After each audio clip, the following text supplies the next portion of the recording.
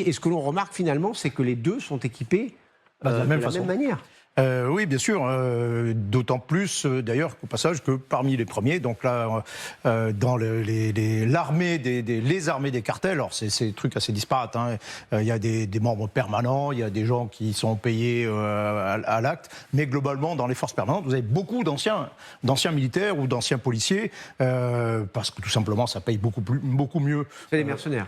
Oui, bien sûr, mais parce que il faut, voilà, vous êtes payé 10 fois plus en faisant la même chose, globalement, en portant les mêmes armes, ayant la même tenue, mais en travaillant pour un cartel qu'en travaillant pour l'armée ou la police. Donc oui, ils sont bien équipés. Alors, ce qui pose aussi la question de savoir d'où ils trouvent cet armement, etc. La question que j'allais vous poser, d'où vient cet armement? Qui vend au cartel de drogue?